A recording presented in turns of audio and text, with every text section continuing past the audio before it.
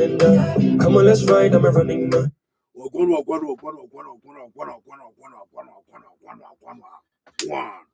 This motherfucking stand on the blood clot, Bill Dean. And it's them say what episode the season baby. Shouts the new ones, shouts the new ones, John ones, get the fuck out of here quick and fast. We pay what's also pay myself, be like me space on number gym. For the since if I could say go over your head. Why the one we stay that? Be it, John Jibo. Fast. Ole, born a topic in Dafibo. Shibi ya, Shibi. They chop fufu and banko. They chop fufu and kosiadu meko and soup, pee. You bleach your skin, pee. You go UPS, pee. Banku wear a pee. Android user pee. Bono poster pee. Fan of MDK pee. Fan of Sam George and George Parry pee. NPP supporter pee.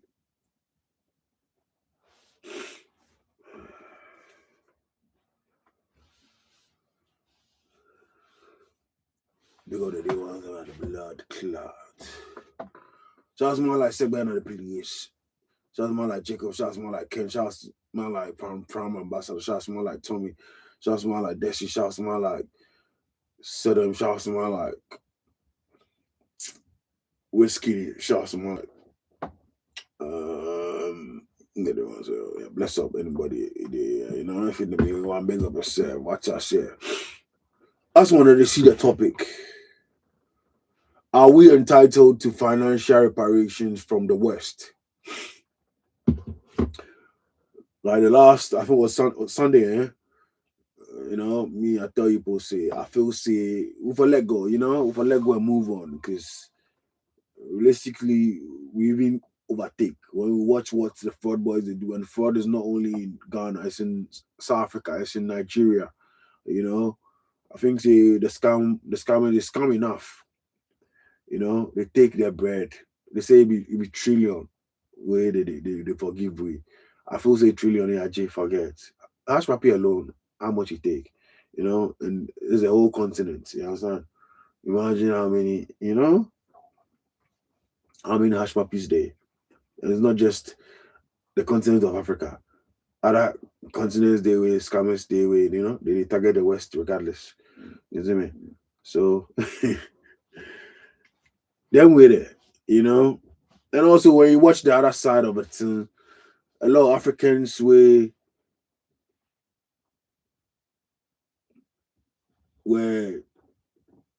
shipped to the West.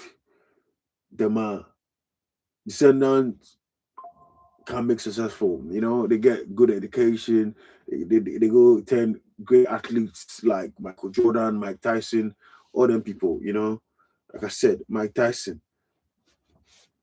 Imagine Mike Tyson in Africa. If like you know, they know shipping Grandpa P go America. Imagine what Mike Tyson will be doing. Like by now, Mike Tyson they do some stretch of time, you know, for maybe robbery or something, some shit. But America give him opportunity, you know.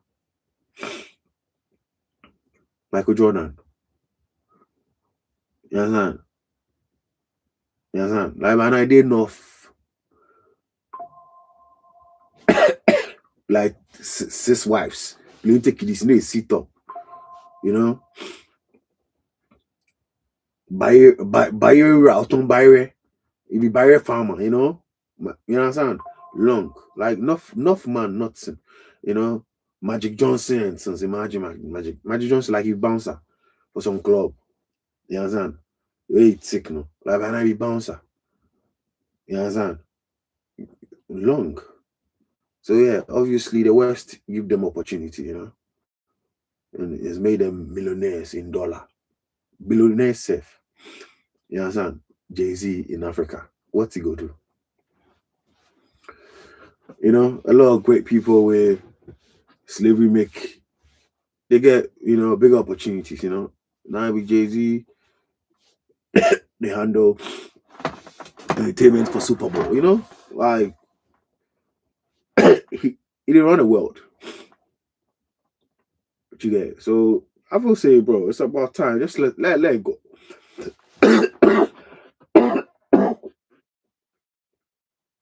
In these times, having a leader like Donald Trump said, be some way to go there.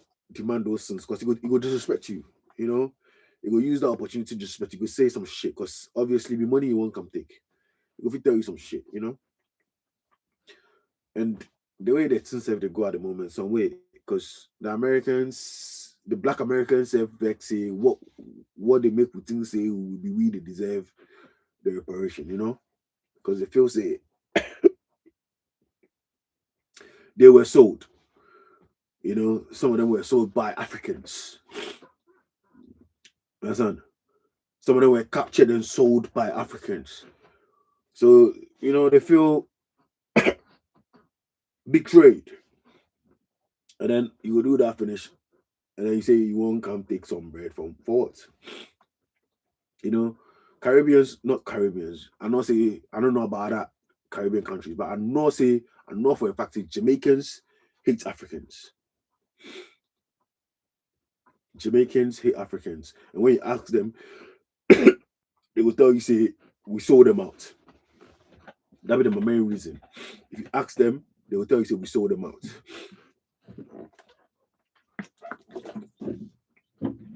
I get some nasty code. Nasty code, you know. So make one about me. You know. So yeah, man.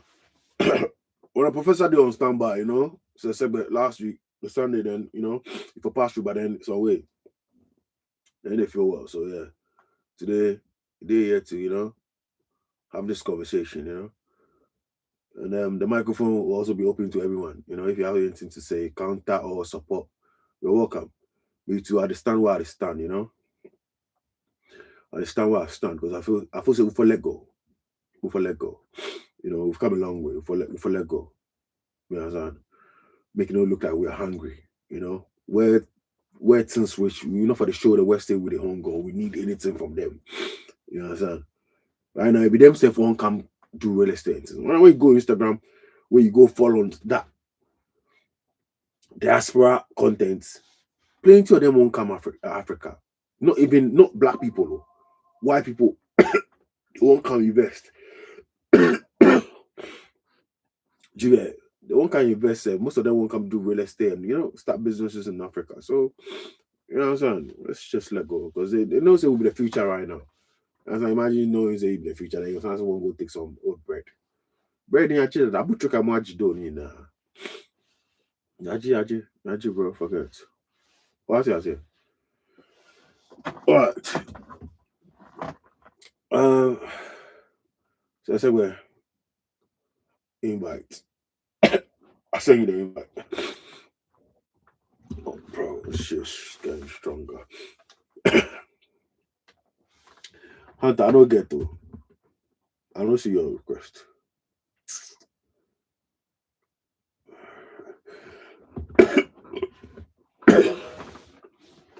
No.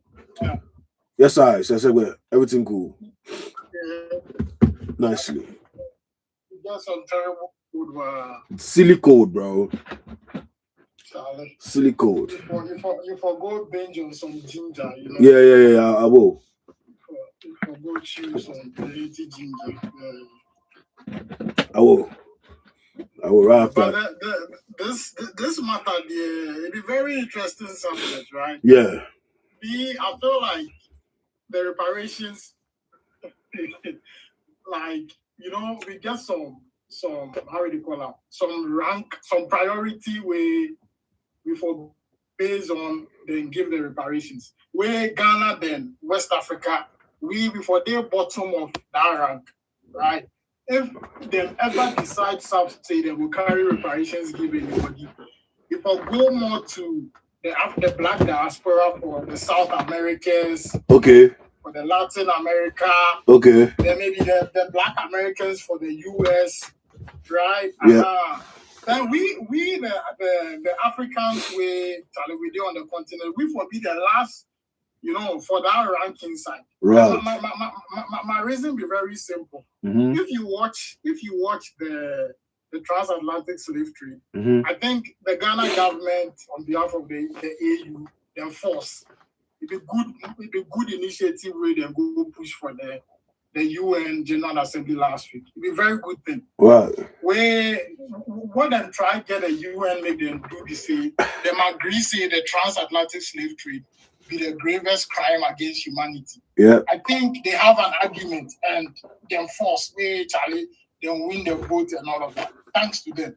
But that is where it ends. If it can reparations matter, the Black Americans, the Black diaspora for the Caribbeans and things, they are more entitled to reparations than we, right? Yep. In the sense that the transatlantic slave trade, bear in mind, for that 400 years, right? Yep. Then it was a legal trade. It was legitimate. Right. And the law, they support say this be some, legal trade where people, what? The people where the white people where them involve themselves in the transatlantic slave trade. Yeah. More of those who make money from them no even step the continent top set. Really?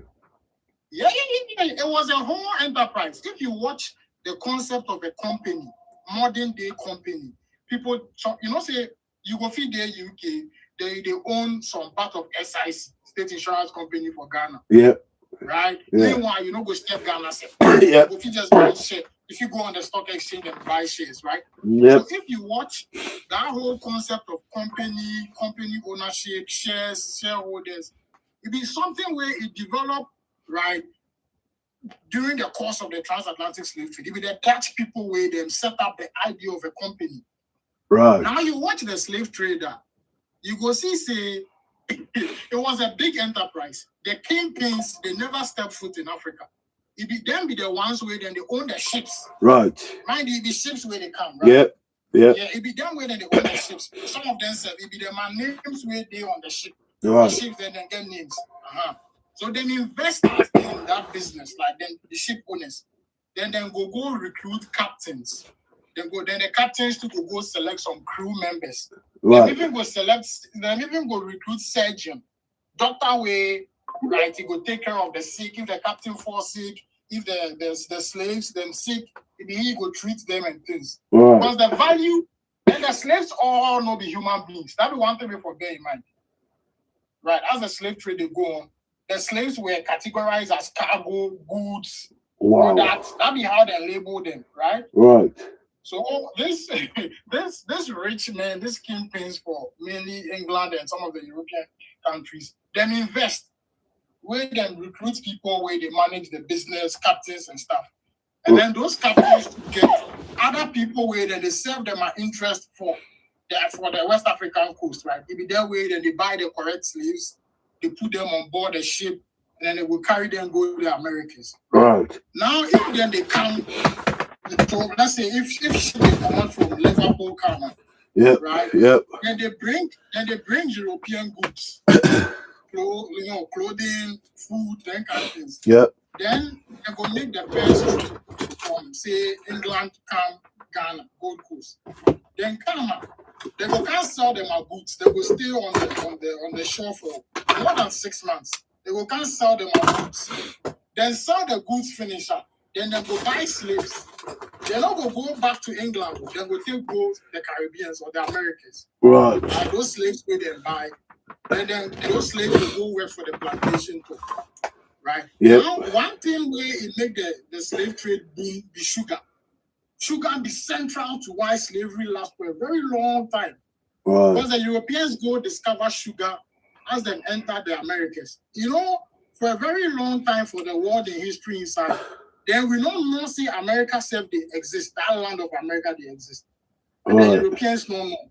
So again, it just be Europe, Africa, then how they call them Asia, right? Right. Now then go America where they go discover sugar and things. Them a taste can't pick. Right, then learn say, oh, they fix up tea, they fix up coffee with sugar where you go make the thing big, right? Right. Now Europeans couldn't farm a sugar as much as the black people could. Right. So then they need more slaves for the plantations made them farm sugar. Right. So sugar be one crop where it keeps slavery going for centuries, right? So you don't be cutting safe. Oh no. Cotton come later. Sugar be one thing. That taste, say them for sweeten them a palate with something where Because then coffee. I beg, I hear say you talk something. I want to be perfect. I beg you. Okay. When you said it was legal, under which jurisdiction and which law? Because at that time, Ghana as it exists right now didn't even exist as a Ghana country. Yeah. And most of these so-called, and as you just rightly said, the discovery of sugar, okay? If it hadn't been the discovery of sugar and those fertile lands in the Caribbean, most of those island countries would have not existed as a country. So when you say it is legal, according to which law and which jurisdiction? So I'll tell you this, right? If you watch the the enterprise of slavery, the main thing where they move slaves is the ship, right? Now every ship gets a logbook. Every single ship where you make journey from, say, England, from France, from Holland, come the West African coast, right? They had logbooks. Now every single one of those ships, they were insured, right? Yeah. They were insured. So if you watch the whole concept of insurance, your car insurance they use today, the origin they come off. They all came from that. So before the ship set sail, it was an investment vehicle. Okay, so the owner puts it up, then a few people will put up money and an insurance on it, okay? 100%. And they will put goods on it and the captains. That's why, we had this concept about Sima, you would see out for a whole year. Yeah. But what was happening was that it was taking that long to come to the West Africa. You can't sell your things, then you would go Caribbean. So it's not a round trip, it was all over. So these people it was an investment vehicle. The ship, it was a business. The ship, the investment, the money they could put in, which is goods they are going, and the insurance on it. Mm-hmm. Go ahead. So the main so these were the major stakeholders. The person they own the ship, right? Then we get some people where then they run the insurance. They call them underwriters. So I must say, first as you did UK, you know of Lloyd's Bank, right? Yeah. So Lloyd's Bank. If you watched most of the British ships where they come, they carry slaves, come Ghana and all of these West African countries. Yeah. Then Lloyd's be the company where they underwrite the insurance. Wow. Yes, that be where they make them millions from. Before they come 10 bank later on. Yeah. You see, the very first they still have Lloyd's of London insurance. Oh yeah, it's one of the largest insurance underwriters to date. Yeah. Wow. It does have the influence the business concept of insurance for all over the world. So game boys, if you there when you listen, your target for be Lloyd's, If you be hacker. Lloyd's have then they own Halifax. Yeah. They forbid the reparation. Those be the people. Yeah. Backless so you know something. Lloyd's they have a foundation. They call them the Lloyd's Register Foundation, right? Last year, them give away £2 million, right? Then carry 1 million give the National Archives for Q, UK. We then take another 1 million give the Liverpool International Slavery Museum, right? That one today UK. Now this 2 million we then carry give. These organizations they go do research into legacies of the transatlantic slave trade and all that, right? Because Lloyd's Bank, they acknowledge the fact that they had a very lasting role to play in the slave trade. Right. And it was as a result of the slave trade where they make them money and their current business portfolio, everything is built off the slave trade. Right. As they've acknowledged it, right? Yeah. Barclays too will come on later. Barclays said it was not directly involved in the slave trade. Then it is some two brothers where they buy, right? They bought the Royal Bank of Liverpool. Right. So the Royal Bank of Liverpool where it evolved Canton Barclays. Right. So it was not that whole story, I guess it was Pratt and things they talk saying it was not like a direct investment in slavery. The bank way was built from slavery, right? And yeah, that be how. Now back to the story.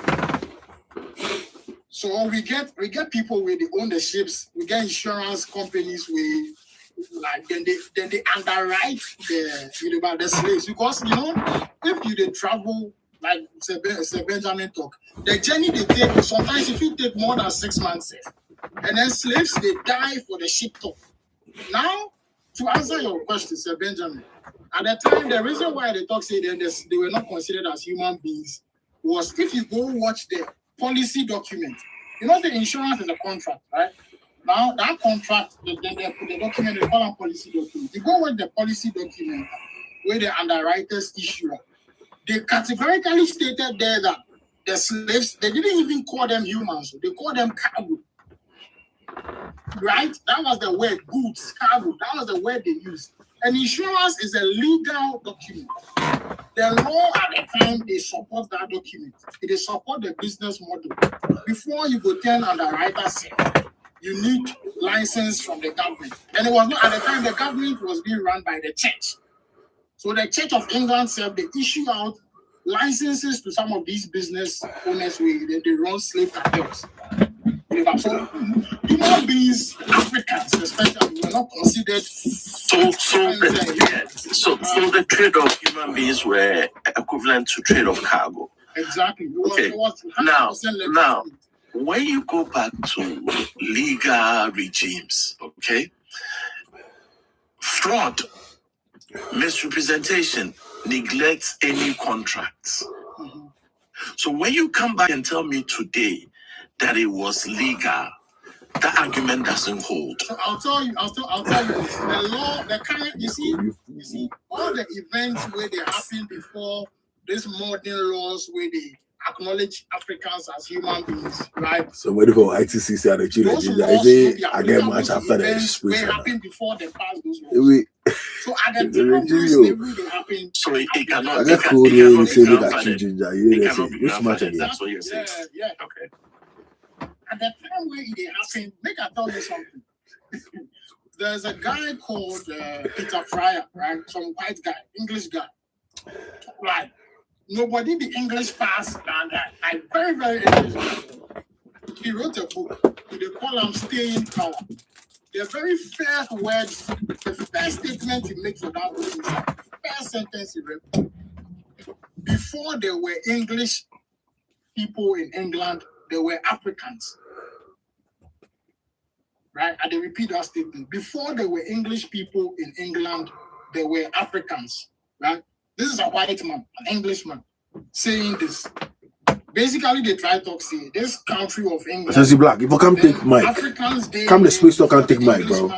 Because they say the right for them, they're long. In that same research way, we will show you the very first like Africans way, like the royals and the English government at the time recognize, say they come this country, especially from Gold Coast. So before you go confuse me, is there anthropological backing to back the statement? Exactly, yeah. Okay, right. So he makes the statement, and it is some statement where if you just read them, you would think say be one of these black propagandists where they write them. I was coming back to it. Me say this FBA people, they be right? Yeah, the FBA is the American, right? So this is a white man saying, attesting that black people were in England before English people came from modern day Germany and all those places to come and stay here, right? Now he goes on to tell you the very first black people who were, before the English people come Ghana, there's some Ghanaians go England, where they even go meet with the queen at the time, right? Now these Ghanaian people, then they be how do they call them? Seamen, fishermen, then kind of things. More of them from Ahanta. You know this name for Ghana, Baini. Yep. I don't know. Yeah, it's a very popular. It's a very popular surname, yeah. And also Nigerian name. Okay. Chief Baini and Baini. Yep. Okay. Oh really? I never seen Nigeria where they call it Baini before, I hear the Chief Baini. I just couldn't play. Yeah, he had about 50 children. A lot of them migrated, lived in Ghana and stuff like that. Yeah. So you go see some Biney guy from a hunter was a fisherman. He then 3 other black guys. Then go England. This is before English people come down now. Where as they go there, at the time that the Portuguese already come, right? Where the Dutch too come. Now this modern day we go talk say the big Ghanaians, right? Then go England. It began where they go sell the idea of slavery and the existence of that whole slave system for Ghana to the English people, right? This they predate the first Englishman where he come Ghana. Now around this time, the whole idea or the records where we get, they show say it was a very legal system where we want our own chief set they involve in where then they give access to white men, make them buy and sell slaves. Right? And then we had a whole, how do they call them, say, full-time profession where the name be Kabosia. There were some people at the time, right? Then my job title Kabosia. Now Kabosia is just some Portuguese title where they give African men where then my full-time job is say they turn up money, they enter villages, they raid people, they capture them as slaves, then go sell give the white man. This was a full-time job title, right? We get coastal families for the Nzema, for Fanti, and Mamabu especially, the Cranton family, then the Royals, Philip Kwaku in family that, right? Then they were known. I don't know why for Ghana this thing will be public information. Because where I go find this information for, it be some log archive right for the UK here. And then they mention all of these people, like the family them from. Funny thing is, at the time, the way that even they spell some of one accounts in names, it be funny.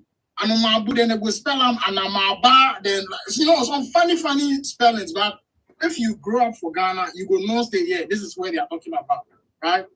And all of these people, and their main trade was in slavery, and they made a lot of money at the time. And later on, there's this Irish guy.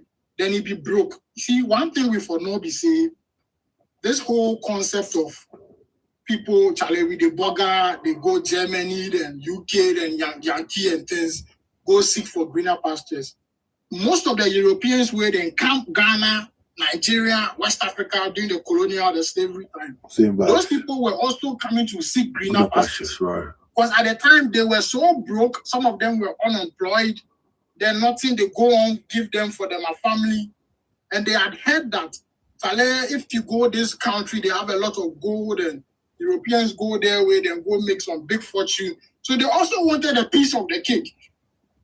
That's one thing we know. Most of those Europeans where they come colonial time and things, they were like the bottom of the barrel for them European countries. They came to ask for greener pastures. Right. That's one thing we forgot. Where as them come on our side, and this was a legitimate trade when our chiefs they involved in them and all that. Why not? They were also serving the interest of the investors where them buy the ship, where them pay for the captain, where them pay for the goods, right? So they came, they were trading on behalf of those investors. But if you read some of the records, you go see say there were people who were now undercutting the big investors and trading for themselves. Right? Right. And officer, make I interrupt you small at the beg. I didn't want one or two things. Shall I make sorry for the noise from my background? I can easily sleep, so I have a good day bathroom. So then you talk about the legality again. Me, I will pick on the legality. So how something could be legal when the person you enter the contract, they in the right frame of mind? First of all, we could talk about language barrier. The legality and whatever they do back in those days, it benefits the West as compared to we. So these laws come here with something in mind. As they come, once they come, see that they come take. They realize, okay, we can get something else. So along the line, like you pointed out, they discover something in America. And then they realize that the Americans can't work because they are not as strong as the black people. now then come in a different form to come and take this thing. So that will be basis for any legality. They have a paperwork to show that this is legal. And make like say, yeah, they sell land. Then I do some forgery documents where like, so my puppy left land, but I be step kiddy. So I do some forgery, they show say, oh, it be me, then left give in the bar. I lie on my side. That will be legality in this time of day because so I'll tell you this. Before they come say that they can't trade in slaves, there were people already they trade slaves for you. Yes, then we already they trade slaves for Timbuktu. And they come. And then when our chiefs, right, who were also acting as brokers, they saw that slave system as legal. No. So what you're getting wrong was we were not trading in slaves as goods. We were trading in slaves as if you've been conquered, you've been taken. So your people are now my people. I do with them what you want. So it's part of our tradition. So if you look at the Ashantis, prepare them from exile, then all of these things, it be part of our tradition. You know what? Hold on. Relax. So if you bring one of our chiefs into this thing, if you take something like the bond of 1842, this is the first time where the fancies come together with and say, okay, now we come under the whites. We didn't have an option. See, these people come with guns. You hear the same way they talk, so you bring a knife to a gunfight. That's exactly what happened in those days. But the bond of 1844, right? Hold on. So the bond of 18... Hold on. So the bond of 1844 was the formalization of the fancies coming together. But the start of it was... Yeah, but slave trade started 400 years. That was the 15th. Let me tell you this. So that's what I do. Relax. Hold on. So what are they trying to tell you? See, the chiefs, before they end the words in the talk, they've allowed them, people make them go for that. Why it means certain things like the crimes and things like that. So one of 1844 was the formalization, like the coming together of the start of this is we allowing ourselves, but the basis of this whole thing is that just some way with a certain face and a certain way. Now make I take you go forward. They mentioned that Timbuktu for inside.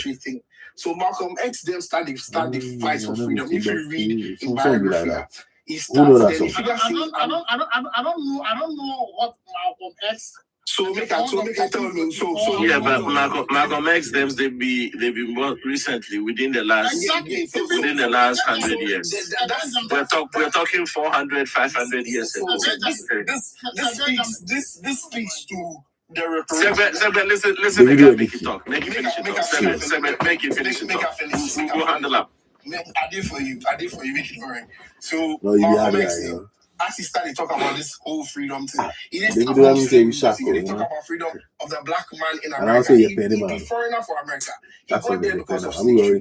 Right. So as he talk about freedom, the time he started to do all those things, then he talk to America, the minority, but we realize, okay, therefore come together with Africans. So that's why he started come to Africa, started build all these relationships. He can't spend time for here. But one thing when he discovered, the West deliberately turned the black man for America against the African for here. Make them think, see, if we sell them out. But there's no way the African that the American will get, the black American will get independence without the African. This is what this whole reparation thing is about. So now if we did claim for reparation, we are not that. I'm assuming that that's not what this government is doing. We are doing as a representation of the black, because the black African is still underrepresented in this world scale. Like we all get into this, we already see. We are still underrepresented in this world scale. So there's something has to change. To the extent that we all recognize that whether legal or not, it was a grave crime.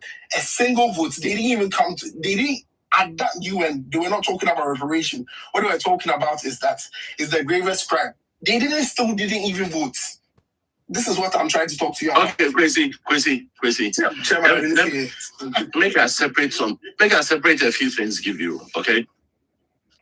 Don't confuse colonialism with slave trade, okay? The conquest of being a colonial country came after the slave trade had ended. That's when the Malcolm X's and all this, they talked there. This happened, and what you need to realize is that you can't look back 400 years with today's lens, okay? The Africa that was there is not the Africa you know today. Yes, this document that Ghana government presented, It's a very, very interesting document. It's a 7-page document. Most people haven't read it, but if you're lazy, put it in your, since nowadays everybody get PhD from ChatGPT. Put it in and tell us if we can summarize, give you. The things they are looking for, number one, for them to recognize that it was the most heinous crime ever committed. Number two, okay, to return all the artifacts that are in museums that belongs to us, if they can trace the owners, not to loan it to us. 3, because don't forget, it wasn't only Ghana, 50-something African countries, Brazil, Colombia, Caribbean countries, even when Asantini was in Suriname and Barbados recently, these were part of the pre-call to what was about to happen. We should come up with a structure to heal among ourselves and find how to represent ourselves as a body. Okay? Now, some of what Sebe is doing right now, he's giving you the history before even we became colonies. Right. Okay? So take it, separate the two. Sebe, back to you. You know, I think. Sorry, hold on. Make I just do a quick rebuttal. So the reason, okay, Sebe, you go for continue, then I will do my rebuttal later. Thank you for it. Go ahead with your rebuttal. So what then I try to tell you, see, maybe I know me come clear because I assume say we all know the root of this whole thing, not the slave trade. We all know the story and how it started. We all know, say, obviously, the Ghana that we're talking about is not the same Ghana that was involved in the slave trade. Like, all okay, these things. So the color segment they add to you is the details behind what people mistake and say Africans did more and where people did less, or as Afenyo Markin said, a ship came to do there was like a business. They just moved people and people got on it and went to. He's trying to give us the circumstance, how the church managed it, how the insurance came to be, what kept it going. All the stakeholders, all these. Yes, those are what is. Let him give you the picture. So when we come to where dispute and things are, you can come in and give us your opinion from there. Okay, so then that's where I got. That's where I got it wrong. I think, Kwesi Amamu, right? One thing you for now be saying, especially with and for full disclosure, me and Segbe have been going back on this a lot. We've traced some of the Ghanaian families, the Togolese families, all sort of things. This goes way back before even this whole thing started. We've been going at this probably 2 years now. You see, all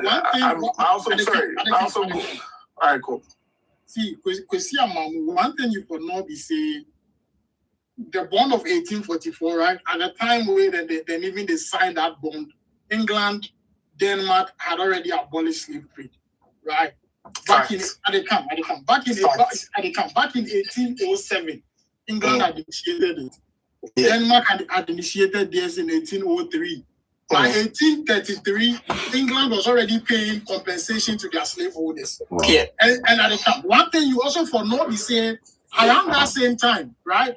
Some of the signatories on the bond of 1844, they were opposing the abolishment of slave trade. Slave trade because it benefited them. Yes. Exactly. So we put all of these things. Yeah. 1844 is even a latter phase of slavery in Ghana. Yeah. Right. So I'm not to see how it hold any relevance to the conversation about reparations. Right? If we really want to talk about whether Ghana has a claim to reparations and other West African countries, right? We should look at slavery from the outset. How it started, the people involved in it, how comes it even lasted for 400 years. Right? Because definitely, it's for we to even tag this as a trade, it means there were buyers and there were also sellers, right? There were agreements, right?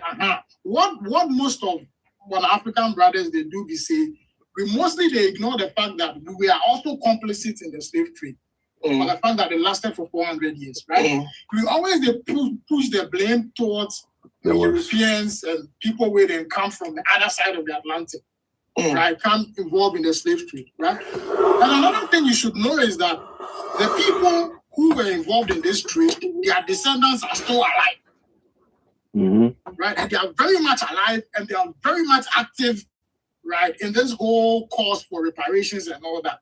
If you look at Ghana's special envoy for reparations, what do you name? Dr. Spio-Gabra, right? Spio-Gabra comes from the line of the Nazis, right? See, Spio-Gabra in Momi was a Messer. Now the Messers are direct descendants of the Nazis who left Elmina and went to Second D, right? If you look at the period of the 1800s, the biggest slave trader in all of Elmina and Cape Coast was one guy called Yaneza, right? That is Spio-Gabra in maternal ancestor, right? And this is the same guy who has been appointed to travel around the world speaking for financial reparations.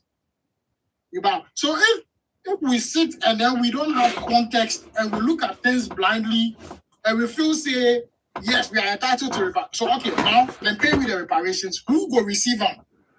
Who have we identified victims, right? Who are duly right? Then go claim reparations because they enslaved one or two of them ancestors. We've not done all of this. They give the right. So with this information, if the West get them, they go fit jail Spio-Gabra, No. This be where me. Because that be fraud be that, because your people sell slaves finish, you come back say you want reparation. You see,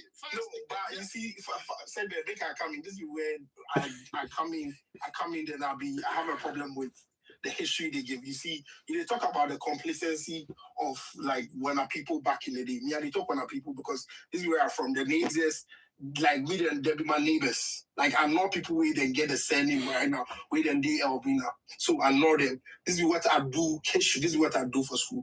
Where they talk about complacency. So you see what they go on for the South Americans when it comes to drug cartels. When somebody puts gun for your head, you don't get option. This is the start of the whole thing. Spare me.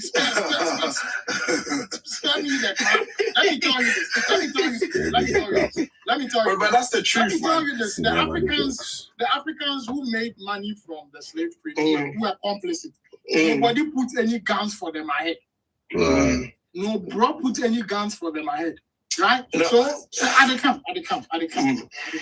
The Nazis, one thing if I'm not say, most of the Europeans, if not all of them, where they involved themselves in slavery, the colonial project, as they come, it was mainly men, European men, where they come the coast.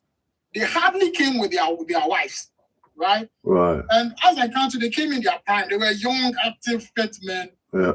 Some stayed on the coast for 15, 20, 25 years. Some died here. They got married, right? Yeah, you know, man, right? Man, yeah, mulattoes. We know wanna propensity to mate with women and stuff. So they had no choice but to like interbreed with the coastal women. And most of these coastal women, it'll be one chiefs along the coast. We give out them our daughters to these white men, make them start their families, right? So the chiefs were working hand in hand. No, this is the reason. So it make like say. So this is sorry to interrupt you. I'm very sorry. You see. All these things where are they talking, right? I'm not speaking. I'm not saying them out of vacuum, right? So the Elmina like this way. They talk. Edna Bruni. You see the how do they call it? The Yaneza, right? Yeah. So Yaneza was German. Now he was working for the Dutch West Indian Company, and he was serving as a physician assistant, right? That be how he came to Gold Coast. Now he can't marry one of the Omina chiefs in daughter. They call her Mansa. For the accounting side, they spell him as Mansa. Some funny spelling, but what it's Mansa, right? Well, he the Mansa born kiddies. Right. And then Mansa in family where he from, then they sell slaves before Yaneza set down the country. Right? So your wife in family they sell slaves. You can't. Where you see say this is some profitable business. So he to enter. Before you know, he started supplying arms to the Ashantis. So the Ashanti Elmina Fanti War, right, in the 1800s, it be Yaneza will supply ammunition to the Ashantis. That's how come they even invaded the coast. Right? And that guy, if you watch the middle of the 1800s, he was the biggest slave trader on the coast. Right? Now, you move away where you come, say, Axim. You will find some of the Dutch, the Scottish families who also came, and they married Nzima women, and they were all doing the slavery together. You go and it's the same thing there. You see, don't forget Accra gas. You can't. So segment. Hold on. So this thing we already talked. You give you the history. We get a color behind this whole thing. So to what end? Because this is where we are right now. We are asking for reparations. I don't think they come. I don't think you listen me as I start the conversation, right? So before I even go into all the history and all that, I said that if ever they will give reparations, right, there's some kind of scale of preference. The people where there will be the first priority to receive the reparations be the black diaspora. So maybe the blacks where and they South and Latin America, the Black Americans, right, from USA, the Jamaicans, the Caribbeans, right. If we then where they forget reparations, Ghanaians and other West Africans. Okay, cool. Because if for nothing at all, they are direct descendants of the slaves. Facts. So this is how I also need to understand. But I'm not saying that. This is not to say that Ghana going to push that whole initiative for the UN, make them recognize the transatlantic slavery as the gravest crime against humanity. No be something where it be worthwhile. Of course, it be very good initiative. Bro, you've not done that. What you said is clear. Like you've helped the case of being the gravest crime because what you've established is that there were legalities at the time that's even. No, I did. That's why the talk say you didn't listen to me. No, hear what I talk. I made it clear that they support Ghana in stance. That's why I'm trying. And I think the transatlantic slave trade, their arguments to support the claim that the gravest. This is what I'm reiterating. But that's what I'm saying that. But now there are nuances to this conversation in the sense that we cannot put full complicity, right, on the Europeans and like other non-Africans. Hold on for a second. Before we get into the nuances, let's not get carried away. What are they trying to tell you right now, BC? Like you are in support, and everything that you said is in support, and nobody's disagreeing or disputing the fact that what you are saying is the truth, or you are not in support of. Like, if anything, your account has given a clear picture that this was a grievous thing. Like, people sat down over the years, and we have underwriters in this day and age that still benefited from that enterprise. So the profits that they made from it, they are still using it to work. You understand? You've made it very elaborate. You've given companies that are still in existence, that are still buying companies. It's like you've gone into it. We've seen the color. So nobody's ever, if anybody's ever going to dispute the fact that Kwesi, I don't think you've seen the color. So there's a part that the human abuse comes in. We haven't even gotten there yet. Yeah, well, before we get into those nuances, he said something about the finance and then the scale of preference. I understand that scale of preference is valid because when you talk about it, the people that directly suffer have to get the money, and there's nobody in West Africa now that directly suffered from slave trade. So I agree. This is what I'm telling. This is what I'm trying to say, and you're not letting me land. So I agree. The scale of preferences, the people in the diaspora, the people that have been displaced from this tragic events that happened. Safo Newman, they look like he suffer direct, you know. You know what?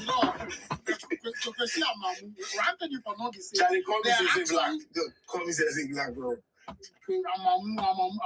My surname, call me black. Yeah, call me that'd be cool. Yeah. One thing you for not be say, they're actually Africans, right? And I've done work and I've identified some communities, even individual families where maybe through the schools I go and things, right? I'm not from those families who take, right, the fate of transatlantic slave trade. You cannot say slavery, as the Atlantic slave trade they go on. It not be all the slaves who were taken across the Atlantic. Yes, some escaped. Also, they come. So there were people who were being enslaved for we want a country inside as the Atlantic slave trade they go on. Right? So they come. You know, say England had a currency back in the day. They call them the Guinea coin. Lyrics inside, every day inside. Saying in Kwasum. Now the reason why they call them the Guinea coin is still the inside. Forget the gold way that they take mint to that currency. Then they get them largely from Ghana and some of the West African countries along the Guinea coast, right? That's why we get Gulf of Guinea for the Osu there, and Atlantic Ocean that side, right? Now there was a gold rush, right, around the time, and the gold rush it did today we go talk to the Western region, so the Wassa, they even called it the Wassa gold rush, and some of the Nzima areas. Now there were African chiefs who had a quota to meet. And then my quota be say them for supply slaves to those gold mines which were within our land, right? And those slaves will mine the gold, and then the gold will be trafficked to what we call England, the bank of the central. Them are coin. So they call it. They are about the British Museum. You will see collections of like some of the Guinea coin they used at the time. Now, the Nzima chiefs were they are alive and they are very influential, prominent people across Ghana. The guy where he do the thing, they call him King Kofi Blay. Now, King Kofi Blay is the paternal ancestor of NPP's former national chairman, Freddie Blay. Right? King Kofi Blay is the paternal ancestor of Robert Samuel Blay, who is the first Nzima lawyer. He's the paternal ancestor of Lagos' current chancellor, Meritineri Hess. He's the paternal ancestor, right, of a former director of Ghana AIDS Commission, Dr. Mokowa Blake. You see all these big names we have mentioned. The only reason why they're big and influential and then get a kind of social capital and wealth is as a result of that single ancestor where he involved himself in enslaving other generation wealth. Generational wealth. You know. But say, hold on. The names you mentioned, maybe I will say they belong to that. Before you go too much, Ghana, I didn't get on plane with a very prominent MPP big man. Relax. He raised past something. Relax. He speaks to something where they speak to something. So at the end of all these things, he leads to something. He leads to people make displays. He leads to like black Africans being minority, misrepresented, not getting their due. It led to the fact that people, you've identified individuals and families that have built wealth of slave trade. Nations have been built off slave trade. We are not even to talk about the financial aspects. See, the way the black man is treated right now, see, this Jamaican thing we first they talk about, we are experiencing some. I experience that right now Africa be cool way we go feel rock on our shoulders. That's why every day at the fuck with fire state. Because now we go feel walk into places. Because Africans not for cars will be Jamaicans. But we they try to speak the part I said, then they stand on the back, they laugh we. Yeah. He be sick of the slave trade, bro. I experienced this thing, bro. See, when the average Jamaican, no one make you call him African safe. The average Jamaican, don't tell him that. Hey, wait, what do you mean? If you did the Jamaican communities, my neighbor be Jamaican, and if in Kiddies or them, Kiddies will be Paddies, and they fuck with it. If you see them, then be we. When we say we like fancy, no, I fancy, no, I not one. But you don't even want to accept saying the African, bro. Your heart's the fee break, bro. See, when I Kiddies the fee go school, they didn't understand what I hear because then bring we as slaves, then they laugh we for the French day. This be what I tell you say. Then this be the combination of Malcolm X. You know, I they understand the financial part, but this be where they come from.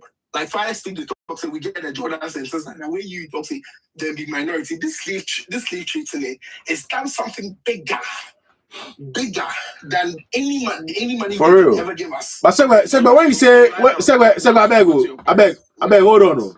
Where's your point? Fine, go on. I'll make my points. Make I go into my points. Yeah, he's done great things and all that problems. So what's the point right now? My point to me, I fully believe in Malcolm X. in Sydney they talk about. They start the fight for freedom for America. Then they talk to Americans with minority for America. But when the American join with the African, they're not saying they'll be big people. That be why Malcolm X, they did everything in their power to stop him from coming to Africa. Even the AU speech he gave, then they already bring people from CIA, then can't talk against him to the African Union, because then he already gets this document where he submits to the AUC, make the AU present him to the UN, because what is going on in America not be isolated incidents. So this is where it should lead to the total liberation, like the way Kwame Nkrumah talk, the total liberation of our African continent, and it starts with this whole slave trade matter. This is what they talk about. So yeah, the reparation and the financial aspect, I'm not really be keen about it, but they've done something I think one thing. Oh boy, Kwesi be cool. Kwesi be cool, boy. Why they call slave masters, man? Why they call slave masters, man? Why they do that to Kwesi be cool? You said that I can't get to that. Because Kwesi, I like to go command the Amamu from your name. Boy, you do too much. You do too much. As long as I see the Amamu for that, I will call you do too much, bro. So Benjamin, you know why I even mentioned that? Yeah, I know, but you see, Kwesi, what you have to realize is that even Malcolm X, okay, all those people, they picked it up from Marcus Garvey, okay? Now, when Kwame Nkrumah wanted to unite Africa, he had his own opposition. They always set us up against each other. One of the things this reparation petition that was put for the UN does is recognize that there are problems. And what Spill Gabriel's role is to try and solve and unite some of these people.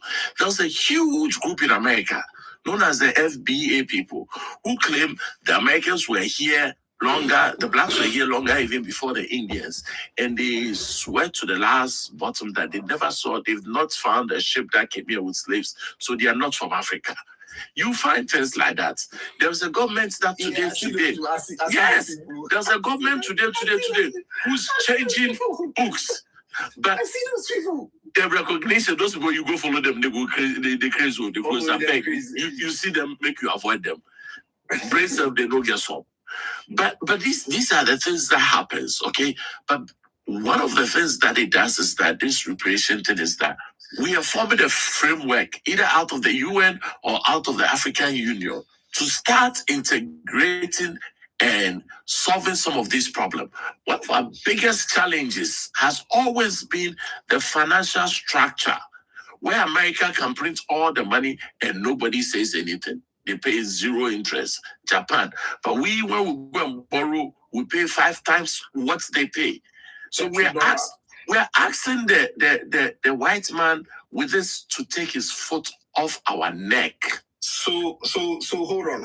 This be my point. We had to make we finish. So tying it all back to the reparation, right? For us to get a foothold, see, war is won by strength and ammunition and everything. But at the end of the day, these things are financed with money. So for us to get somewhere and for us to make our name for ourselves, like you said, we have to have a backing. Obviously, now when our raw materials and things like that, we already sold it. So we don't even have the backing. Countries where they don't get gold, they back them a currency. We don't even get that power now. So this is where it starts. So if we bring when our people all together, and when I say this, I don't mean bringing every single black person back on the African continent, making sure we are all integrated as one people. We have to have a certain form of backing behind us. So it is only right that we have an established government to take, that is if, and I'm speaking from, I don't know the word to use, but assuming our... Can I ask you a personal question? What did you study in college? History and computer. Yeah. Good. Kwesi, what do you do right now? Computer science, software developer. So somewhere along the line, after this whole thing, inbox me and let's have a discussion. Okay. We go fully inbox. I will fully inbox you. Then we'll have this discussion. But what I'm trying to say, as Africa, we already have an established system, and I'm speaking from the point of view that assuming our system is structured and is well accountable, it's only right that these reparations come to us, because at the end of the day, we can now channel it to the right places. Because bro, it break your heart every day, and they take my kiddies go these museums, and they go see African artifacts. Like they see, then they do Black Panther. Recently, Fire post skits of Michael B. Jordan. He go take for the Black Panther. He go take the thing for London, bro. Yeah. What they call far free London, bro. Imagine what that they do to my kiddie way. I already gone on for UK way. Come Ghana way. Come Ghana. You already feel some way, bro. I see this thing. He always they hurt me. See my neighbor. Just that she hear me right now. She be full Jamaican, but who I fancy to that me. But she don't want to hear him. Recently, when she texts me, right now she rate Africa only because the UK boy break bounce. So that be how right now it started. But that's what say. That boy, then Black Sheriff, the only reason why he rate Ghana. If I tell him, say, bro, in the day he go enter Africa, he go see in people, he know they want hear. Because see, this be propaganda where the West has been propagating slave trade, bro. How insurance companies go fit pay slave owners, like they go fit pay them at the abolishment of slave trade? Bro, you see the names you mentioned for Africa, these are the same lots in the House of Commons. These are the same laws we right now. Actually, it's an insurance company no pay them. That's not true. Right? So these are the same laws we did. So that's why you blame, right? The people where they pay the British slaves. Hold on. Not be the government. Those insurance companies say they also pay, right? Wait, so Sebe, what's it tell me right now? See, after that, no slave owner or plantation. Make up my question. Actually, make you answer. Hope you know here. No plantation owner, no slave owner get any form of payment as a result of the abolishment of slave trade. That's not what I'm saying. You made a statement bro, that's what I said, insurance companies pay them. That's so they had the payments. So they had the payments. The insurance companies did not pay anyone. The insurance company even paid. The insurance company did not pay anybody, but then somebody at some point got paid for something because of slave trade was abolished. No? Government. Oh my goodness. I think it's not even government. But you see. It's a simple question. Were they paid or not? You see. Yeah, you be loyal. You see, I've been a question, right? Yeah, man. Thanks. This is the platform where Kwesi, you go school for Ghana, or you know go Ghana school before? I'll go school and fool with you, boy. Oh God, don't disgrace me here. This is the platform where if you can't talk something, where the James, I can't wait to behave like that. Stop it. Oh, what are they doing? How are they doing? Bro, 50 days, I go feed this maybe today be the first time where you go hear the truth. So you just want to listen and you might make somebody tell you. That'll be right. Relax. So sometimes maybe you misconstrue the question I get. The question the thing that I want to see, did somebody get paid because of the abolishment of slave trade? Did any of the stakeholders? Of course, people got paid. But so I did retake my statement of insurance company paying other people. So what I'm trying to tell you is that people got paid, other stakeholders got paid, but the main players didn't get paid. The main players got paid. Being the slaves working on the plantations. You said the main players, like the slaves on the plantations were not players. I mean, they were not players, but I mean, they were the main. Without them, the whole thing wouldn't have worked. No, they were not even. They were not the main players, right? So, at the camp, right? You've established that we had the church, the families, the underwriters, the ship owners, the captains, all of these people. But the people that actually, when I say main players, I mean the people that actually did the work. The people who did the work were not main players. Okay, so the people that did the manual labor never got paid. How do victims become main players? Okay, yes, makes sense. If they be main players, they're not going to be victims. So the victims never got paid, right? The victims never got paid, right? Segway. You know what? You like just chill, right? Just chill. Segway. Just chill and listen. Yeah, fine. What's up? Your mind it vexes you in any way? You know, be saying vex me, but like he talks something where I still say what he talk. It come from a place where maybe you don't know, right? So you just listen to the full story, then you go to continue on whatever you want. No, segment. So I made a statement and the statement is wrong. You've corrected me, I've accepted it, and I've come back and I've told you that. Now it's payment that we are talking about. I'm no longer going along the line of insurance company paid because you've educated me now, bro. It be here with the wheel with the lens. So this one stuff will not be about insurance company. It'll be about the payments in general, right? Okay. So this is something you can know. Right? I did listen. Now, as the British people abolished the slave trade, they initiated the thing in 1807. It take more than 20 years. Where for them a Parliament Day, right? The House of Commons, them pass Act of Parliament say all the slave holders then for pay them compensation because as they stop the slave trade, they lost their assets, they lose money, they lose income, right? Now the slaves the plantations where they get for the Caribbeans and the Americans, so that be them livelihood, right? So for that act where they passed for Parliament, this was in 1833. As they passed the act, anybody where you own slaves for Caribbeans for wherever, where you the British, you for come declare the size of your slave estate, and then based on the size of your slave estate, they will give you compensation, right? Now, the people where they can't declare all them assets here and they own slaves and all of that, their names are publicly available to this day. If you want to see who got paid and all of that, their names be publicly available. It be database where I even go see safe. Now, for that lifting side, Archbishop of Canterbury, in fact, the immediate past Archbishop of Canterbury, right, Justin Welby, the man where I think there's a picture of Otunfo kneeling before him, that guy, right? His family got compensated. How do they call him? David Cameron, his family, they got compensated. The guy where read this popular book, Animal Farm, George Orwell, his family got compensated, right? The banks got compensated. Barclays, Lloyds, all of those people got compensated. The royal family got compensated. A lot of ordinary people where their name no day in the limelight, like a long list of people, right? Yeah. Now, so this be how the money come. You know, be the government where you go raise money, take pay them. No, because even Bank of England said had to get compensated. Now the government tried create system where they would take pay those slave masters, right? So what they do is say the act give the government authority to tax the layman, the British taxpayer. So they use 40% of their annual budget at the time. Where them disperse the money to the slave, the people they forget the compensation, but then give them certificate, right? They call them the slave compensation certificate. Indirectly, what happened in Haiti is the same thing that happened, where tax was imposed on the Haitians when they got their independence, that they had to pay back all the investments supposedly by the French. But this case, they were issued bonds to pay for their losses due to the ending of slave trade, right?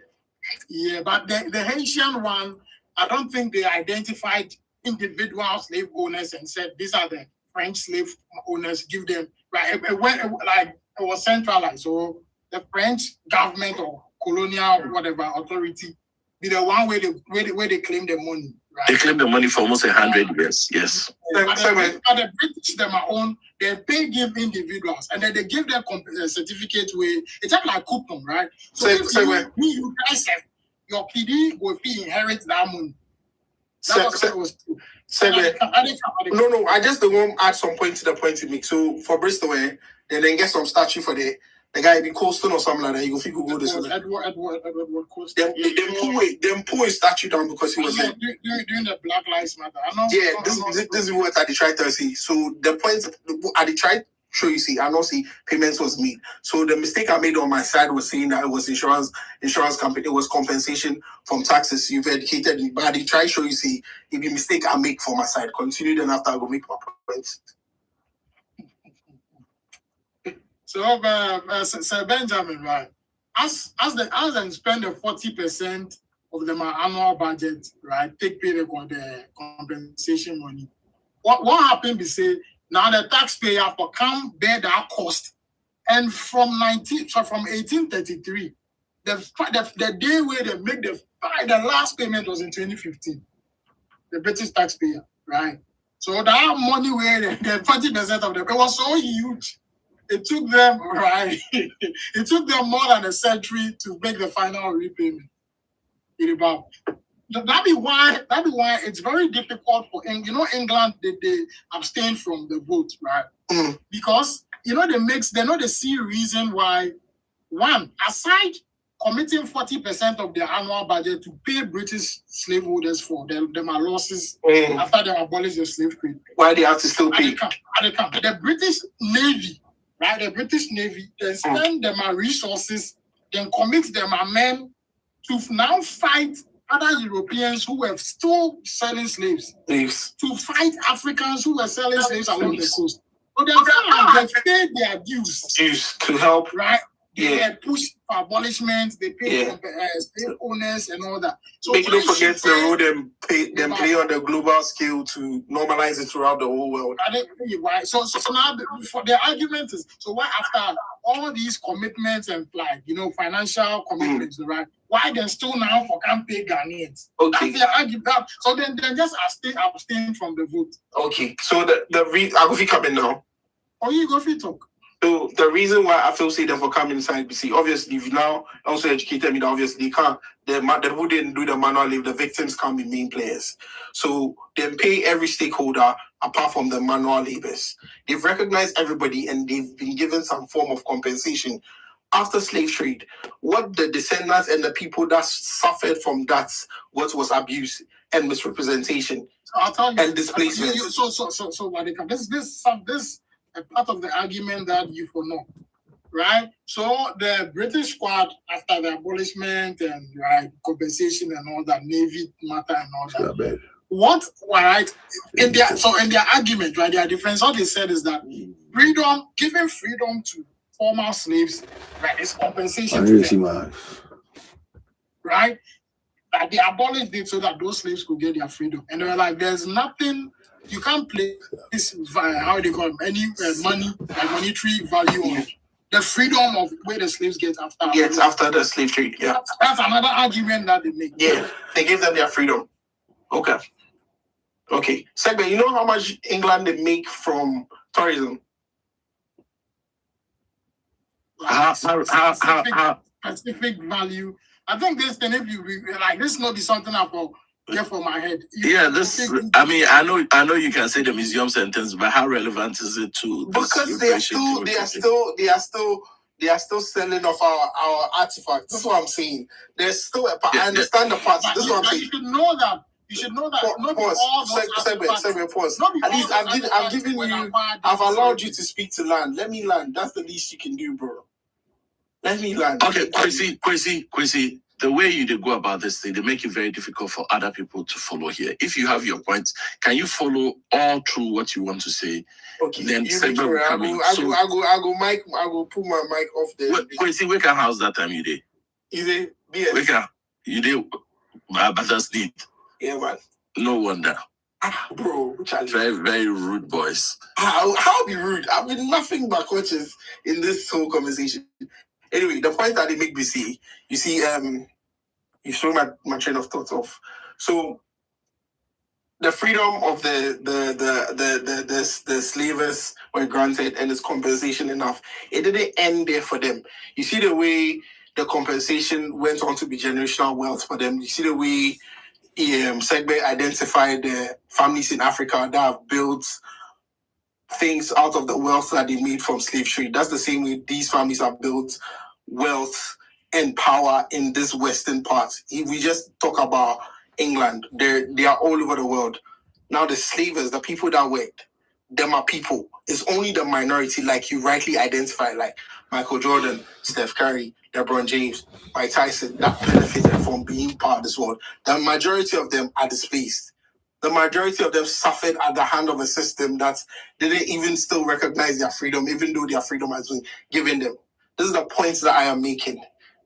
So even though the Englishman or the slave trade abolishers at that time are saying that no price can be put, and obviously no price can be put on the value of money, can be equated to that, there has still been negative effects as compared to what they've got.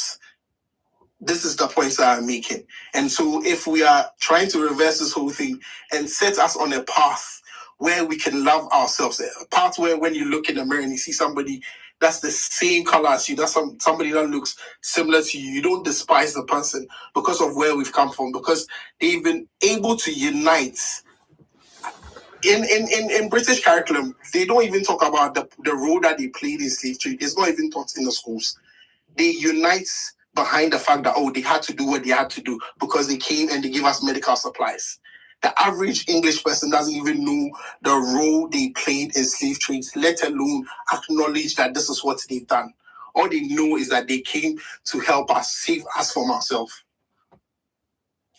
Okay, so that's all good and nice, but somewhere along the line, when Segbe is all through and gone through his period or his timeline, you get to see what the British did.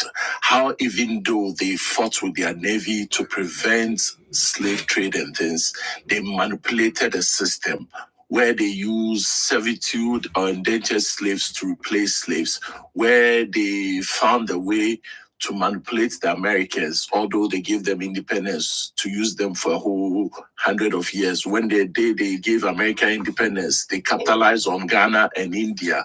They did all sort of shady things. But when Segbe is all true, you understand that. Segbe, go ahead.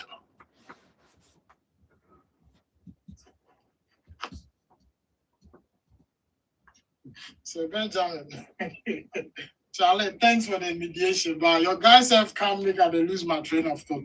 Yeah, so then what we did on how, like, the taxes. You had come all the way to 2015 when the last compensation was finished paid. Okay. Yeah. But like one thing where I won't make a lot of Ghanaians know the same. So 1833, right, they pay compensation to British slave owners. Guess what? It took another 41 years of slavery to end in Ghana, in other parts of West Africa, right? Now, slavery wouldn't have ended if Ghana had not become a British colony. Or it wouldn't have ended at the time it ended, right? So Britain abolished them around 1807. That's where the first attempt happened. Where 33 they make compensation. 41 years later, where 1874, where we, right, slavery end for one aside because British people had passed an ordinance. They had effected a law to abolish slave trade. Now, the reason why for another 41 years they not end slavery for one aside because we are not a British colony. And when the major Africans where they make money from the slave trade, they were opposing abolishment. Basically, they didn't want slavery to stop, right? So they were fighting navy, and if you go, how they call it, Britain, them are marine, right? History and all of that, them are archives. You even go see Africans where they name them, Ghanaians where they name them who were fighting the navy because they don't want to make the slave trade. But what they were doing was, now where Britain abolished slave trade, they were no longer trading with the British slave merchants, right? They were now trading with the Dutch, right? With some of the Germans, some of the other Europeans who had not abolished slavery yet. Right. Even the Americans. But like the Americans no really come on a coast like that. But so now the question will even be that who are even Americans? Because the Americans are these same Europeans, and these same Spaniards and British and they, Dutch. It be them way that they make the bulk of American empire. Same people. Now that 41 years way, then they oppose abolishment of slavery.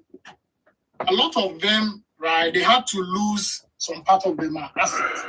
And at the time to then, they know the CC around Irish. So this from the 1830s they go. Then the slave trade they die out. So it wasn't as profitable as it started, right? From the 1400s, then the kind of profit in the mid. Because then industrialization too they come up, right?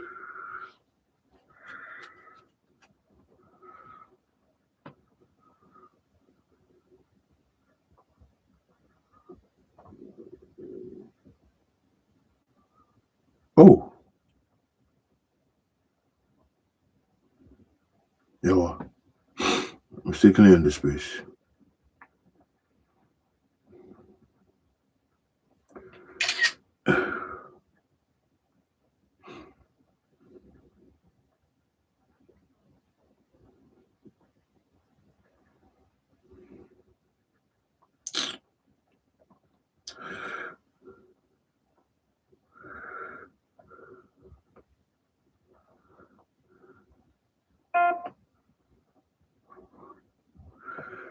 Charlie, sorry. I mistakenly go in the space, bro. I'm sorry, Charlie. Y'all. It was a mistake. Sorry. Sorry, I mistakenly go in the space. I'm sorry. Oh, Charlie. Y'all. Sorry.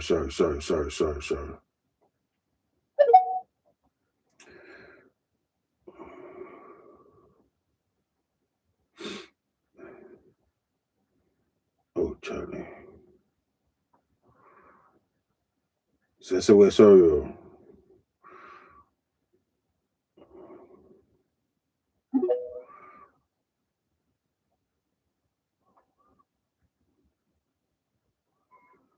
So we're sorry. I mistakenly go in the space. Sorry.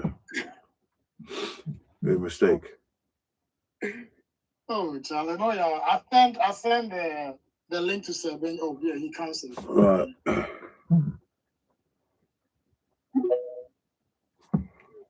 Yeah, so then at the talk say You like go off. No. I mistakenly go in the space. Sorry. If you sabotage, you go collect compensation. Oh. Charlie, thank you. Yes, I forget. So, but somebody make I ask you, say, yeah. how you think Africa would have been? How okay? Fine. I beg. Ask Segbe say how he thinks Africa would have been now if the Europeans never came, and if the whole thing was a necessary evil. So this question will be very, very hollow question. Don't forget that in Africa, the Benin Empire had very well developed places. Okay, most of the places where today we call Egypt were all part of Somalia. When you go to what do you call it? Those places, they are more what do you call it? What's the buildings in Egypt? What did they call that itself? I forget the name. Pyramids. There are more of them in Sudan than there are more pyramids in Sudan than in Egypt. Oh, really? Okay. Yes. If you go to the Kingdom of Benin, you go to Timbuktu, where the first university. So some of these things. Benjamin, they are not just small. Okay, let me leave it to you. Say, go ahead. The ones in Sudan, the pyramids in Sudan, then the older parts, the ones in Egypt. Because funny enough, Egypt started in Sudan. Right. So you watch the African map, because Sudan is right below Egypt. Like yes. So what happened was that all around and on the Nile, agriculture. The Egyptians were or the Sudanese were the first to start agriculture mechanization. The so-called first computer even was invented in those places. Okay, the engine, the so-called combustion engine, but we didn't use it. There are traces of it. So for them to come and say they protest education and all that, that's all boglash. You go to Zimbabwe. Another thing we for now we see. Like to answer Fire's statement question, say if there were Europeans no come Africa, like how we could be like. But we for now say Africans went to Europe before Europeans came to Africa. Right? Now before the Spaniards go America, right? The Spaniards go America before the other Europeans, Britain and all that go. Right? There were some Africans who had gone to Spain. Maroons, they controlled the whole of Spain for almost 100 years. Yeah, almost 800 years. Yeah, they were there from 711 AD, right, for almost 800 years. And at the time they were there, Spain was a Muslim country. Wow. Yeah, And these malls, then from present day, we go talk Mauritania, right?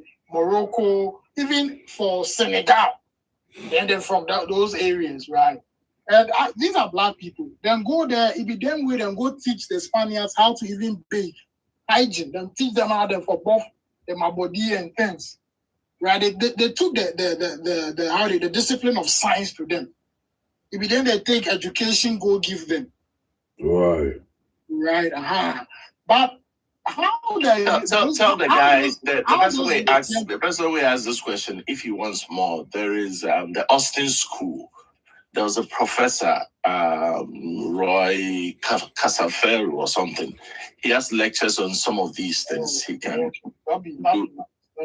do that. The Austin School. Okay, you can Google, find it on YouTube and get more details of some of it. But for anybody we will say, if the Europeans no come, we don't go have education. Even our organization, their government structure, they picked it out of Africa. Really? Yes. Like fast, you see, there's a lot of the England way we did. The national dance of England is some dance that they call the Morris dance, right? Now the Morris dance, the dance where black people take come England, where England learn.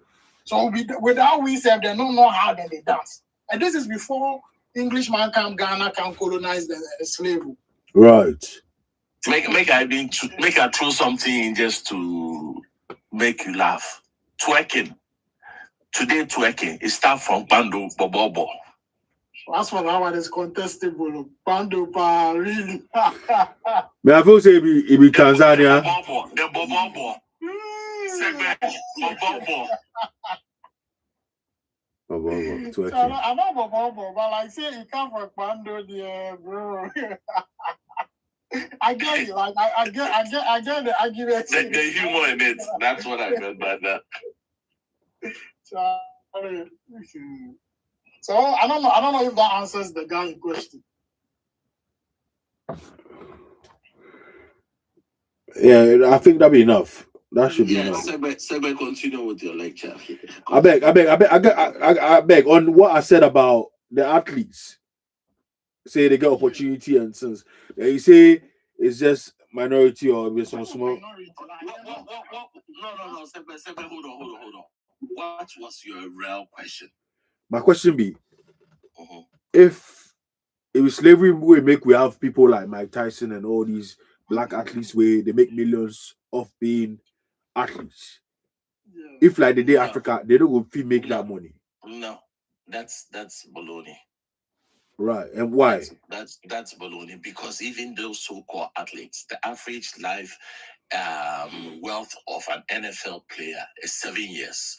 4 years after he retires, he's broke. Okay, there's rumor going on that what's his name? Floyd is broke. Yeah. What you forget is that it is not the athletes that makes the money. By the time they list an average NBA player, let's take LeBron James. He's making $29 million this year. You know how much he takes home? How much? He takes home less than 15 million. Right. By the time you take the taxes, federal taxes, state taxes, agent fee, okay? Yeah. The great Don King made money off Muhammad Ali, Mike Tyson, and all those boxers, and they were all broke. Right.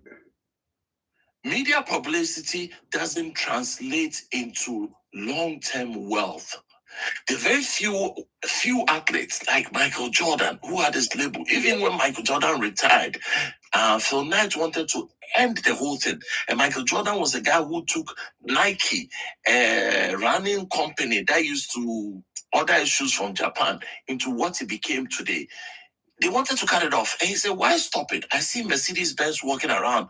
Mr. Mercedes has been dead for years, but the car's still going on. These are few people who have generational wealth. They've become lucky now with the stock market, crypto. Those who are in San Francisco, they've invested in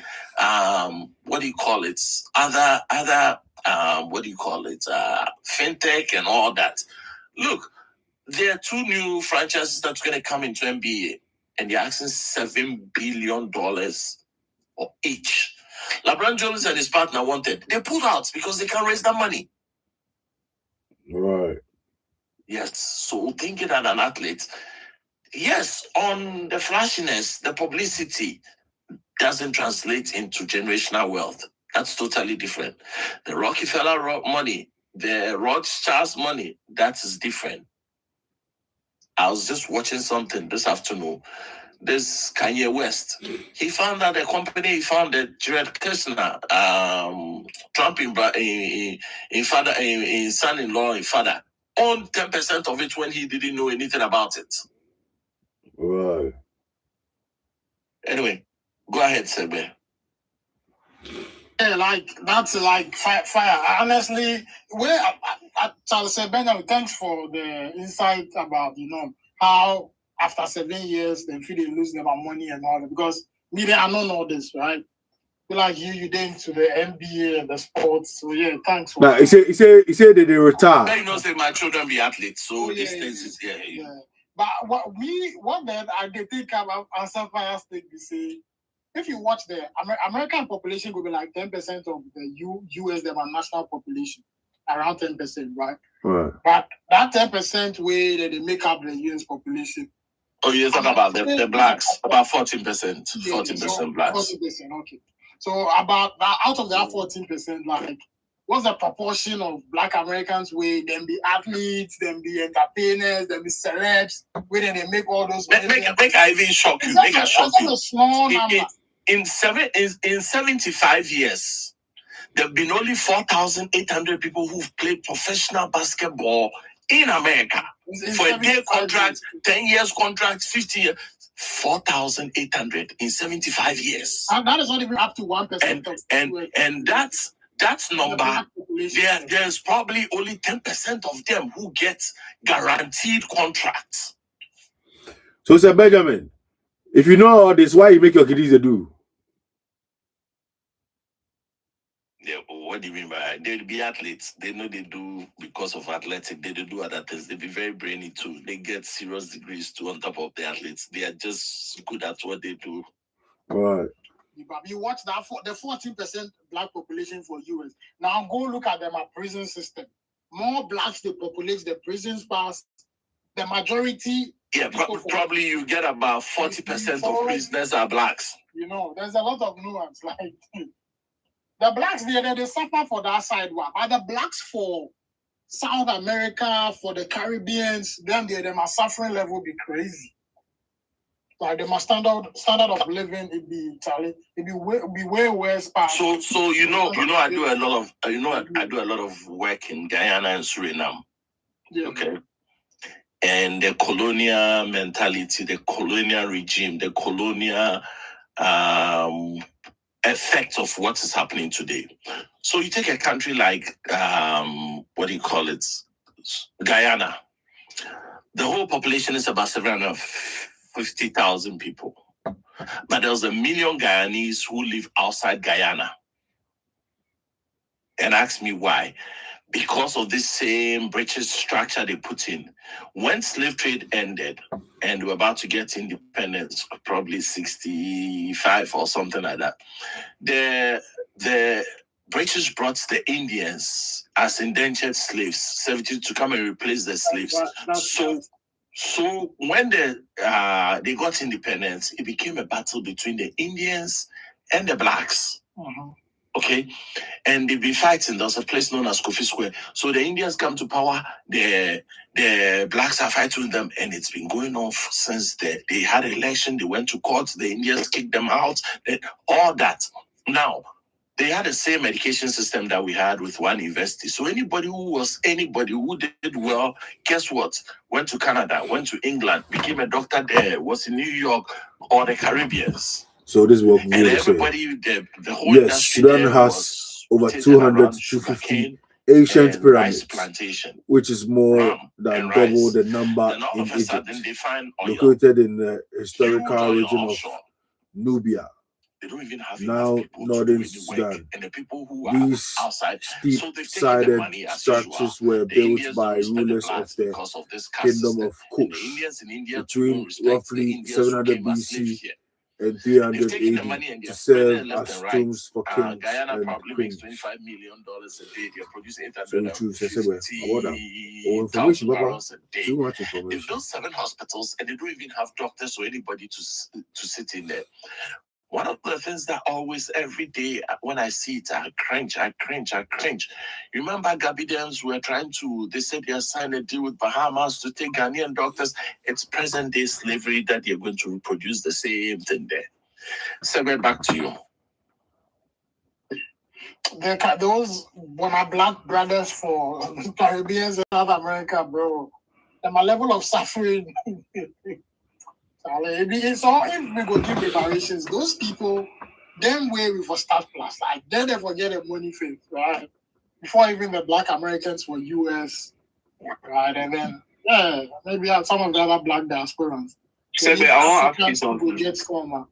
Oh yeah, go ahead, Alpha. Yeah, Alpha. Yeah, be Alpha. Yeah, so don't you think with the British, there's a bit of whitewashing when it comes to history? Because we know that Caucasians or Europeans, they like to kind of paint history in a way that benefits them, right? Like you said, British abolished slave trade, right? But I don't think they actually did. Because what I know is there were hundreds of like African rebellions, against slave trade to the point where it became physically very dangerous as a slave owner to be owning slaves. So also around that time, those slave owners were also trying to find more efficient or alternative means of, profiting. And around that time, that's when the Industrial Revolution happened. But then it was kind of like blade, like you're saying, like there's a lot of nuance because like there were hundreds of rebellions, and now as a slave owner, you fear. So you like to go into technology, but your recap of the history makes it seem like British suddenly had a conscience and they became benevolent, which I disagree with. I think about where they come from. I totally get what you talk, right? So maybe the accounts where I give, they suggest that, right, then the British, they try them abolish slave trade for them aside and compensate people. Yeah. They try get way to stop the Atlantic slave trade, right? Because of the industrial boom and all of that. When are people who have been named, and some of them were tried in court in Cape Coast. The judicial assessors briefs, they named somebody like J.C. Grant, who is the grandfather of R. Grant, who set up your first political. Wow. Which I've also found to be false. And UGCC was not the first political party to be found in that. But that's a conversation for another day, right? Pa Grant's grandfather was cousins to the American president Ulysses Grant. Wow. Yeah, the 18th president of America.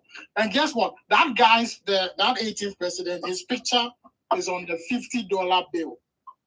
Hey.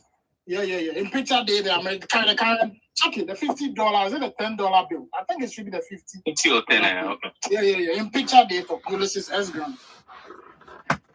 Right now, you like all those Casely Hayford, D. Graft, the Graft Johnson. Their names appear on the how they call them. My funny name is Graft too. Yeah. So this will be Joseph D. Graft. Segway. Yeah. I remind you of your age again. I make we Oh, I don't think it's. No, but Segway, too much for your age. It's too much. Charlie, it's not necessary. It is so. Let's just, it be motivation. So say niggas go really learn, because bro, the shit where it be too much. It be too much. Right, I appreciate the question you can't accept. Right, it could be that the British were being economical with the truth. Maybe 100%. Other way when people do and all that. That's why I don't rely solely on the British. Right? Yeah, they are very dirty people. For real. I'll tell you this. The British try to credit themselves as being the first Europeans to abolish slave trade. Yes. Wrong. Yes. Because the date they give is 1807. Now the Danes, right, started that DS in 1803. And in fact, the Danes were the ones running the Osu Castle, Christiansborg, right? We're running the one at Adan called Ginstein, the one at Keta, right, Prisenstein, right? They sold all their forts and castles on the West African coast in 1850. And that was the same year they left the coast. To the British. Yes, they sold it and they transferred ownership to the British. Right? And then they just went back to Denmark. But they still had a few islands for the Caribbeans. The Dutch, the Danish Caribbeans, right? But they had cancelled them as slave contracts, everything, and they just left. Right? They did a swap for French Guyana and Suriname and Guyana. So Guyana became the only English-speaking, in South America. I think Suriname would be Dutch. It is Dutch. So Suriname, the Dutch moved to Suriname because it's separated by a river. Now, as much as the British, they like to pretend as if they are good people, but all the problems in this world, the last 600 years, it's been their fault. Even this Middle East problem, how they created the Qatar and the, Bahrain and even your so-called Dubai. It was all a creation of British, okay? The Iranian oil company, when they sold Royal Dutch Shell to the Dutch and they realized that they couldn't power their marine vessels, they went to Iran and forced to found their own. So Iranian oil company is what became BP. Now, the British, as much as they may, even when they started saying they were giving independence, they found ways. One of the reasons why they were at that time motivated to give independence to America, they thought their biggest crop, the British were the only people who sold drugs to their own people. Tobacco. Okay? Then they went to Asia and did opioid. Okay? When they came to the 13 states or whatever it was, the original states in America, they thought they had destroyed all the land by planting tobacco. They didn't know agriculture, how to do fertilizer and things like that. So they did a deal with Americans. We couldn't control slaves. You can still control in the southern parts slaves. You can still own slaves there. You can get into Mexico. We could, whilst the Mexicans were Christians, we could still take their cotton. At the same time, when we're giving up America, we went into India. When we went into India, India had 25% of the world's economy. By the time the British left there, India had 5%. The British had transferred 20 of it. Even the Indian dress, the sari, they banned the Indians from sewing it themselves. So they had to be done. Go ahead. The thing with the sari, if you watch the time where the height of the Atlantic slave trade, then the Indian sari, the contents of fashion items for England, right? So then the British women, they like the Indian sari. At the time too, they push for this Puritanism. British women know they reveal them our legs. If you see pictures of Victorian England, right, you go see say the women are dressed as if they are Muslims. Right, then chastity and all of these, the modesty, these are some of the core British values, right? Oh, really? So the sari and some Indian fashion items contain some staple in England, right? And they were now reproducing these Indian fashion things for England, right? Go sell, give the Indians for my country, but the Indians no badge, and they had to. Of course, they had produced, so they have to find alternative markets for the products. So they brought it along with the ships where they come buy the slaves for we want aside. That's how some of these things got introduced to us. If you look at tie and dye set, the Dutch did the same thing in Indonesia. Right? Yes. So then take how they call them, captives from some of the Ashanti wars. Right, captives from them, Gonja, Dagomba, those northerners, right? The Ashantis had captured them for war, and they had become slaves.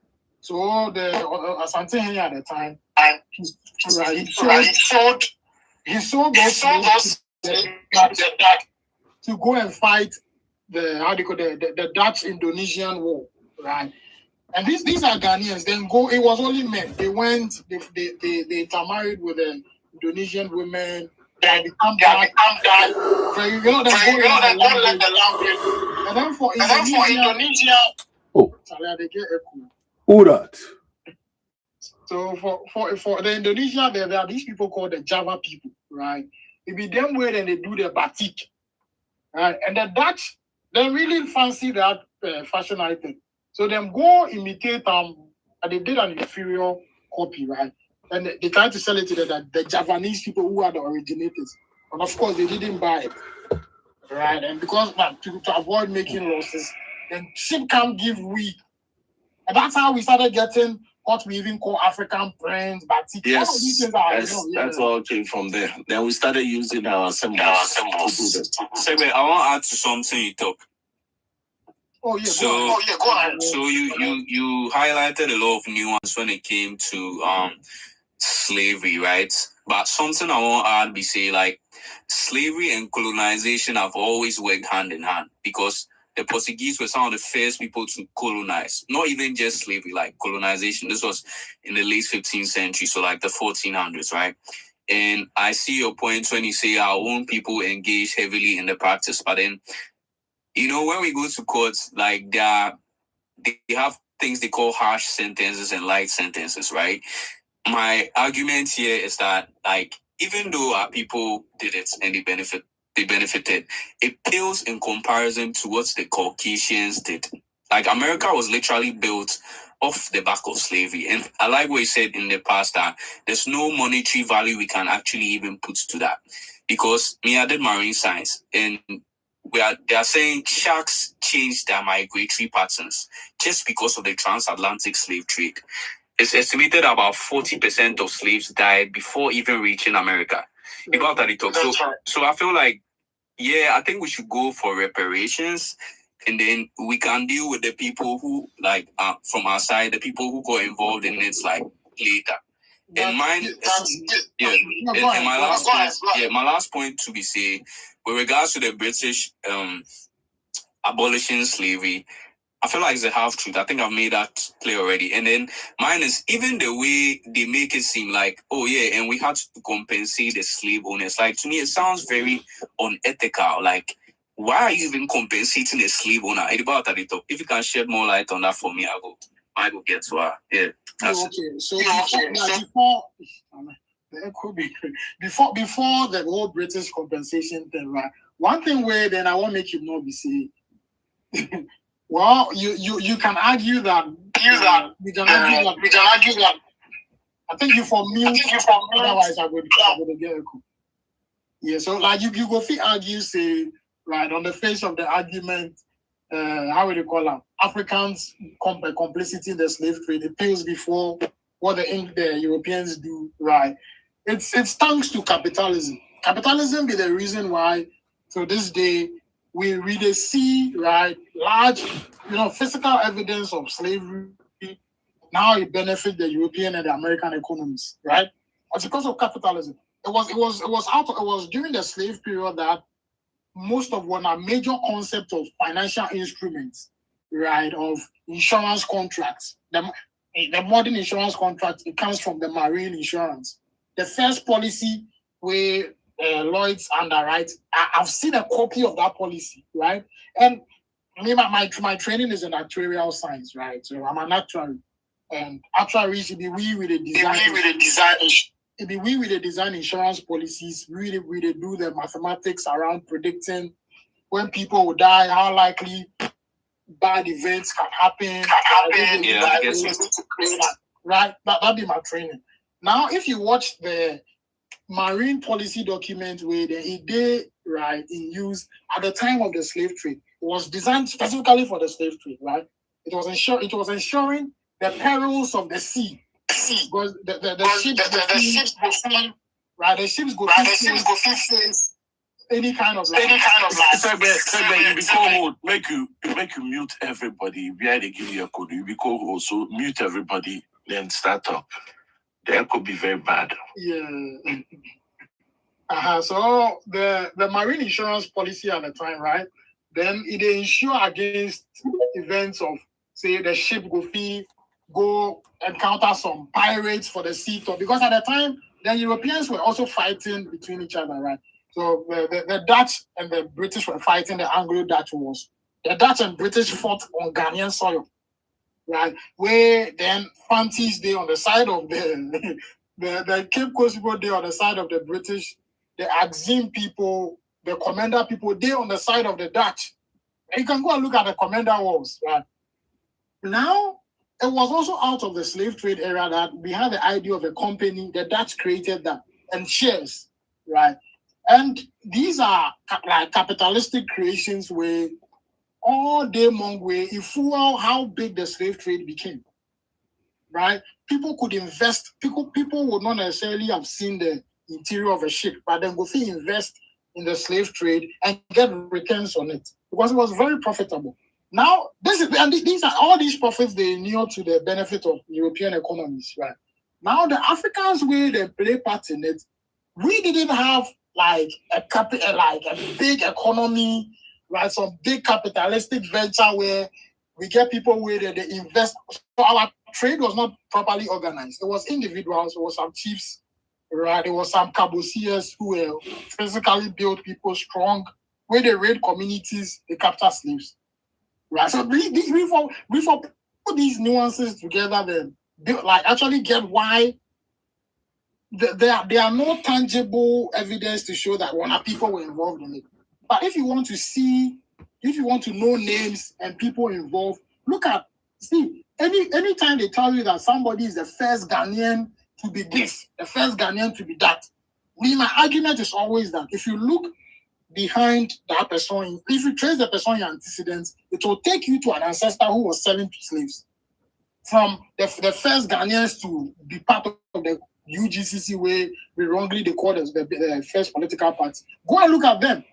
Go and look at who their grandparents were, their great-grandparents. There are people who were selling slaves. The first Ghanaians to become a medical doctor. The first Ghanaians to become lawyers. The first guy. I'm telling you this, like you just query all those people. Look at their backgrounds. Take it to 3-4 generations. It will take you to a slaver ancestor. And because we didn't build any financial structure which is like physically seen, right, evident for modern times, we think that it appeals against what Europeans got and all that. I also agree that Europeans make more money from the slave trade past. There's also substantial evidence, right, to show that other people made money. I can mention African families who have produced 8 generations, continuous generations of doctors, of lawyers,